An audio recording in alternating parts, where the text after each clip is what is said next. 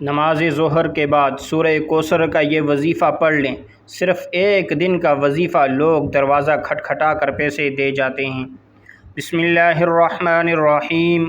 معزز سامعین کرام، کسی بھی دن ظہر کی نماز کے بعد یہ وظیفہ پڑھ لو۔ قسمت کے اگر بند تالے نہ کھل جائیں تو پھر مجھے کہنا، تقدیر ایسے بدلے گی کہ دنیا دیکھے گی۔ جو بھائی بہن چاہتے ہیں کہ وہ خود اپنی آنکھوں سے غیبی مدد کے نظارے دیکھیں، غیبی مدد کو آتے ہوئے دیکھیں، تو وہ ظہر کی نماز کے بعد یہ وظیفہ پڑھ لیں۔ وہ بھائی بہنیں جو اپنی پریشانی کو لے کر اس ویڈیو پر آئے ہیں، جن کو کئی سالوں سے پیسوں کا مسئلہ ہے، دولت کا مسئلہ ہے، وہ تمام بڑی توجہ سے، بڑے غور سے اس ویڈیو کو ضرور دیکھ لیجئے گا۔ انشاءاللہ اللہ پاک نے چاہا تو آپ کے لیے رزق کے، دولت کے، پیسوں کے مسائل فوری طور پر حل ہو جائیں گے۔ آج تمام ناظرین کو سورہ کوثر کا وہ خاص وظیفہ بتانے لگا ہوں۔ آپ لوگوں کی قسمت ایسے چمک جائے گی، آپ لوگ خود مجھے دعائیں دو گے۔ آج جو وظیفہ آپ کو بتانے لگا ہوں، اپنی زندگی میں صرف ایک دن یہ وظیفہ پڑھ لو، آپ کی تمام حاجتیں، مرادیں پوری ہو جائیں گی انشاءاللہ۔ ایک مرتبہ ہی یہ وظیفہ پڑھنے سے آپ کی مالی مشکلات اللہ پاک کے حکم سے فوراً حل ہو جائے گی۔ کتنی بھی پیسوں کی تنگی ہو، فقر و فاقہ بندہ بھی اگر اس ویڈیو کو، فقیر بندہ بھی اگر اس ویڈیو کو دیکھ رہا ہے، جس کی جیب میں 10 روپے کا نوٹ بھی نہیں ہے، وہ بھی اس وظیفے کو پڑھ لے تو فقیر سے بادشاہ بن جائے گا۔ اگر آپ سالوں سے بے روزگار ہیں، رزق کی تنگی کی وجہ سے آپ شدید پریشانی، آپ نے اللہ کی ذات پر یقین کرتے ہوئے بے حد آزمودہ اور مجرب وظیفہ آپ نے پڑھنا ہے۔ یہ بہت ہی آسان سا وظیفہ ہے، کوئی مشکل وظیفہ نہیں ہے، اور پڑھنے کا جو طریقہ ہے وہ بھی آپ کو بالکل آسان طریقے سے سمجھا دوں گا۔ یہ وہ عمل ہے جس کو کرنے سے انشاءاللہ اللہ پاک ایسا معجزہ فرمائیں گے، اللہ پاک ایسا کرم فرمائیں گے، آپ کی تمام مشکلات، تمام پریشانیاں ختم ہو جائیں گی۔ آج کا یہ خاص وظیفہ سورہ کوثر اور اللہ تعالیٰ کے صفاتی ناموں کا وظیفہ ہے۔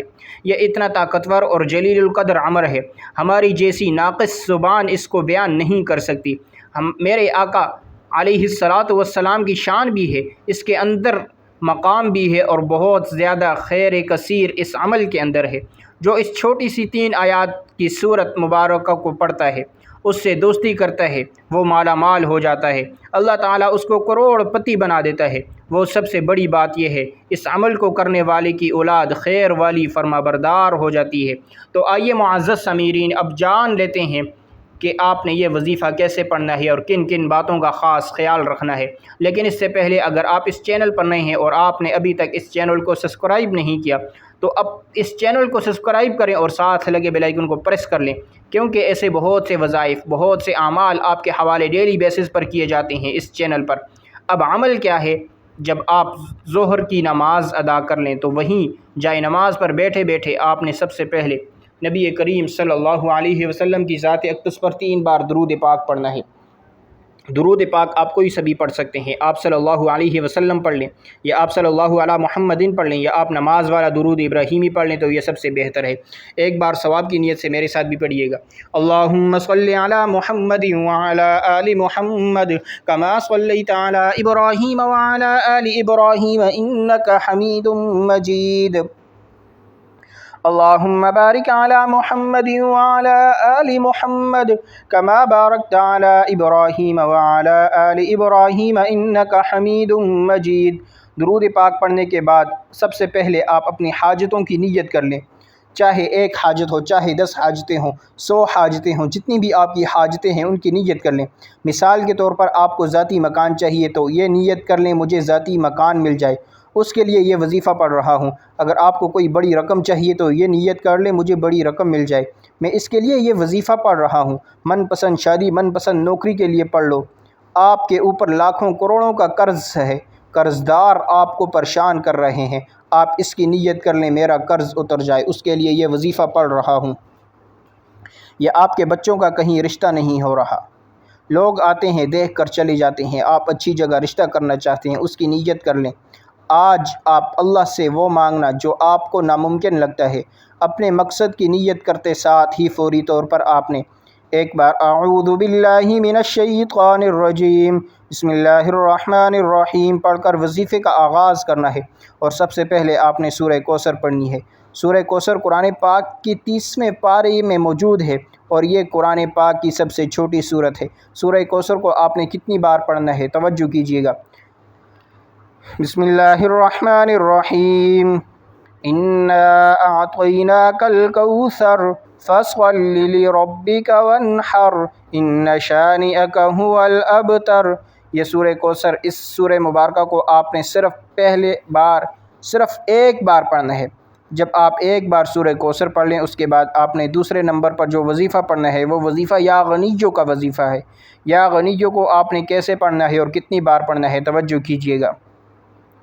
یا غنیّو، یا غنیّو، یا غنیّو، اس طرح سے آپ نے یا غنیّو کو اپنے ہاتھوں کی انگلیوں پر پڑھ لیں یا تسبیح کے دانوں پر پڑھ لیں۔